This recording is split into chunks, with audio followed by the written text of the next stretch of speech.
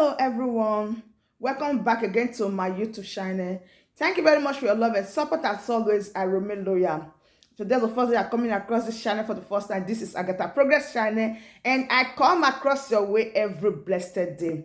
In this channel, as you can see, we bring the latest and we bring the happening all over the globe. And in this channel also, we react to all videos. Yes, all videos. And I do hope you join the family. Right now, this video you are about to watch, I don't know what you felt about this video, but I hope you do pick some sense from this video. All right, let's dive into the news in details. Hey, this is so serious. What the leader of Biafra has been saying, Mazinadi Kanu, he has been saying to us about this Fulani herdsmen, but we are just thinking that is a pure joke. And now what they are doing right now is going to shock you. We all know that a letter was sent to the governor of Delta State, Okowa, telling him to reserve any decision that he has made about open grazing. In fact, that they are coming. They gave him 72 hours. But believe me, Delta State, they are not joking. Let us listen to a video that we have here and see their reaction or what they have to say about it. If really what they said is true, that is a fake news. On the threat to Delta, whether it's an alleged or actual threat to the governor of Delta, is of concern to those of us from the state, in fact, from the region.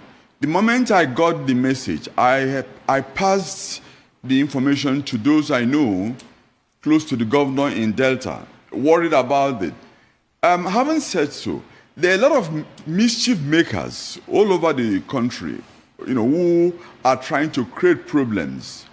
But on the serious note, the issue really is that there are antecedents that would suggest and would of course make the people of Delta to be at alert.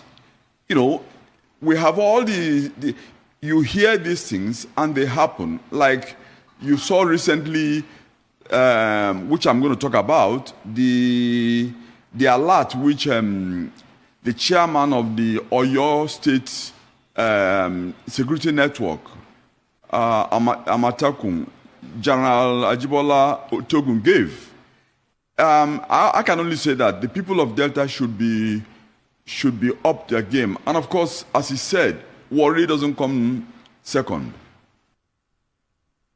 Worry not they carry last.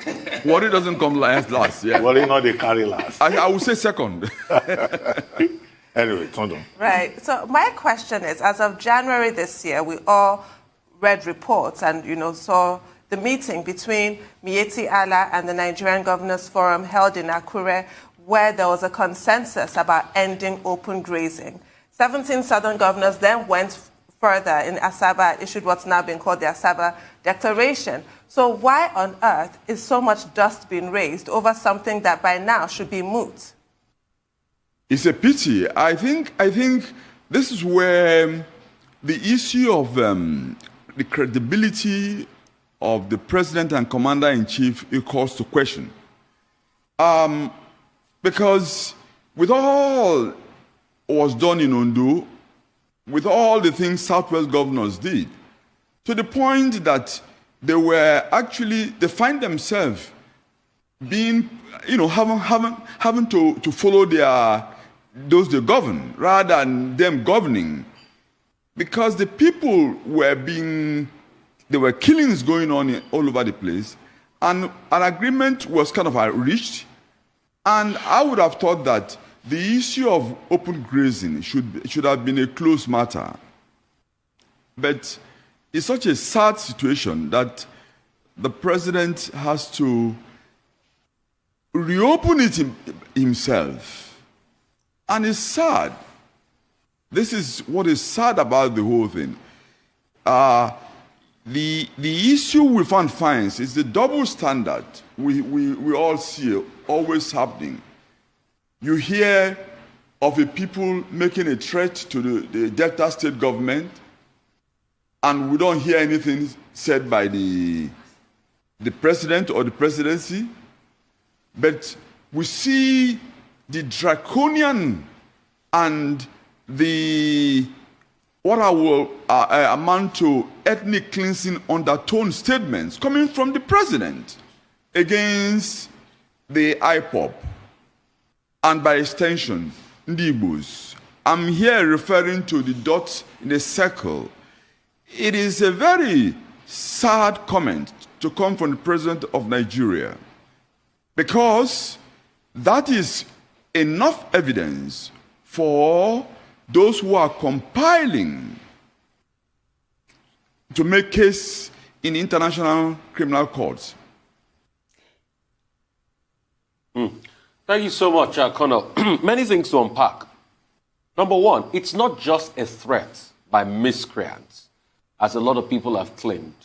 And why I say that is because we live in a country where a sitting governor of a state was almost assassinated, had to run for his dear life, he was shot at, and a group called FUNAM, Fulani Nationality Movement, issued a statement saying, we did it.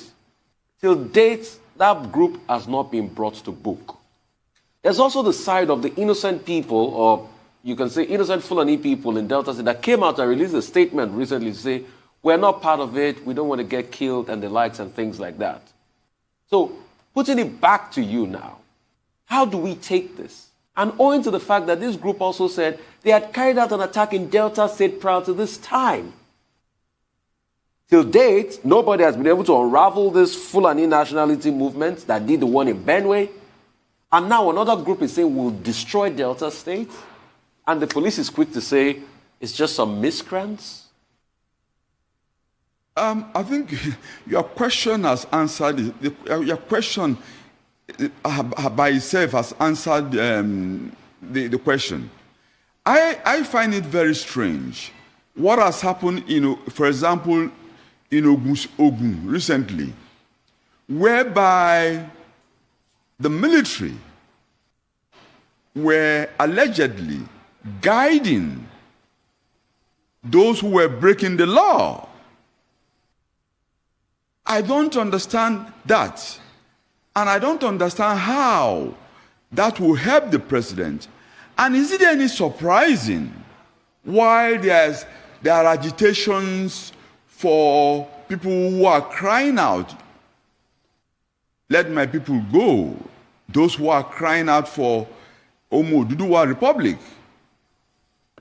You see, the president himself is one of the causes by his utterances and his body language and posturizations and his, will I say, rigidity is the one causing and driving people, driving youths to join those who are calling for to separate out of Nigeria, or those who are in the middle belt calling for opting out of Arewa Northern fold.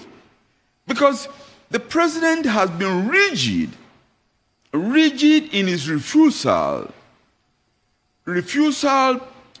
to allow people even discuss as to what necessary constitutional reforms are necessary.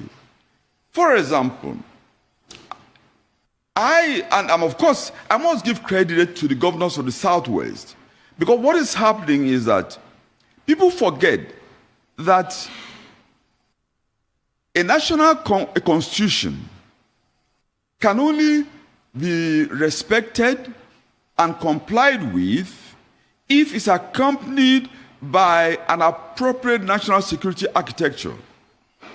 Where you have a constitution which does not spell out an appropriate national security architecture, you will find that constitution will not be respected. I'll give you an example. When President Trump tried to override the system, he found out that the national security architecture of America was such that he could not be forced to comply by the Constitution. In a place like Ethiopia, that has one of the best federal constitutions in Africa, because that constitution is not accompanied with an appropriate national security architecture, we have now a situation where a region of Ethiopia is trying to be free, but the federal said you can't be. So what am I saying in effect? The need for an appropriate national security architecture cannot be overstated. What do I mean? I think with the